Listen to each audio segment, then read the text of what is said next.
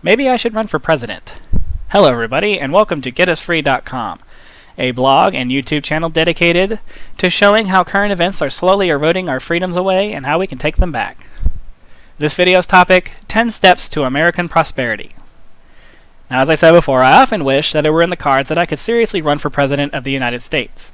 Not because I crave the celebrity that comes with the office, which I have to admit would be nice, but because I have so many ideas that would truly help this country move out of the crazy downward spiral we are in. With so many people coming up with so many ideas to try to move our country forward, we've forgotten what made our country great in the first place, the people. Our system of government was set out to ensure decentralization of power, making it so that each state had the right to govern its people, so long as they didn't trample on the rights guaranteed to all Americans. I've come up with a list of powerful actions we could take to get our country back on the right track. They are radical, they are sweeping changes, but I believe that they are our best bet to getting back to what we all want America to be, the land of liberty. So here we go. Number 1, abolish any federal law that doesn't pertain to interstate matters. This would include any law that regulates or limits a right guaranteed under the Constitution, like guns, or federal regulations or limitations on things like the environment or similar issues. Nationwide organizations could propose standards for things like food safety or environmental concerns, but individual states would end up having the final say on how they choose to implement, what they choose to implement, and how they choose to implement it. The states would have sovereign authority to determine how its citizens are held accountable within their state. This would allow states to have harsher or softer punishments on things as the people see fit. The federal government would have absolutely zero jurisdiction except in matters provably involving national security.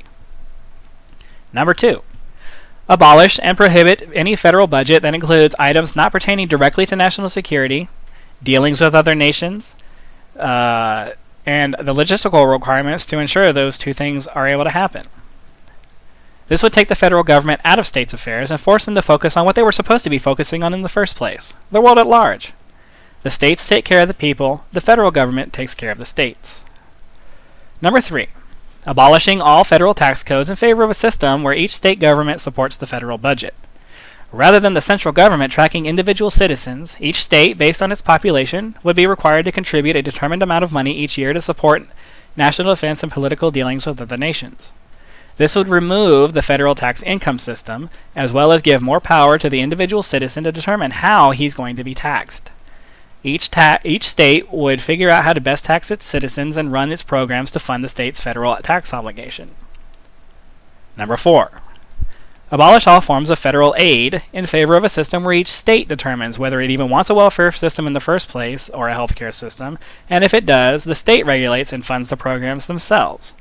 This would remove the need for the federal government to fund entitlement systems and allow individual states to tailor their programs to the needs of their citizens. It would also allow the removal of things like Social Security, Medicare, and other entitlement programs which could be administered individually by the states. This would cut federal spending in half, reducing taxes across the board, and in most cases, keep entitlements alive.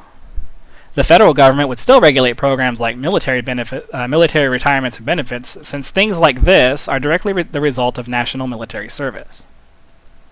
Number 5, in accordance with the original intent of the Constitution, explicitly limit the responsibilities of the President to military and ambassadorial matters, and limit the President's military authority to officially declared times of war. As it was stated originally in the Constitution, he would not be able to mobilize any force, regardless of what kind of force it was, without explicit approval from Congress.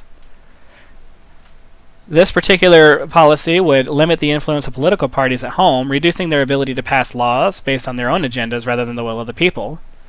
It would also prevent the nation's entry into armed conflicts without the general approval of the citizens who would be funding the efforts.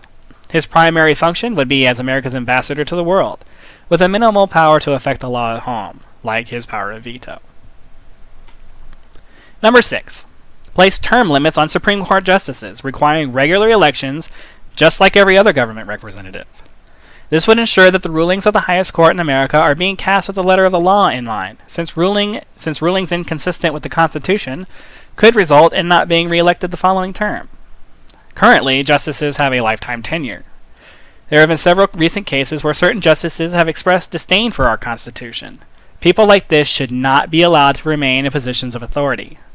They are supposed to be representing our current law, not judging it. Number 7. Reset the currency system to reflect the value of the precious resources they represent. Establish a set standard for the dollar and print no more currency than that standard is capable of representing. This will stop inflation and ensure that America's currency does not become devalued. What a dollar is worth today is what a dollar will be worth 100 years from now. Number 8.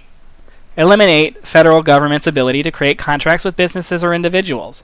Accept those contracts as necessary to directly support military efforts and other national security concerns.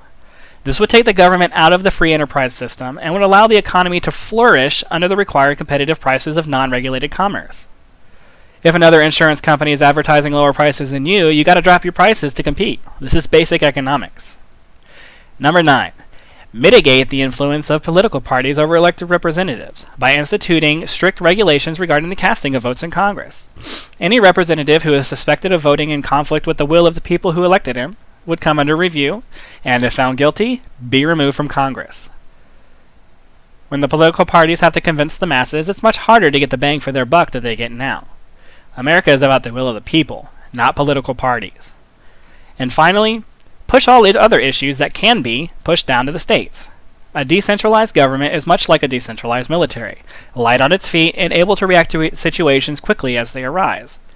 Individual states, being able to handle the majority of issues, will be able to more readily respond to current events as they happen, rather than being backlogged by millions of opinions coming into the mix.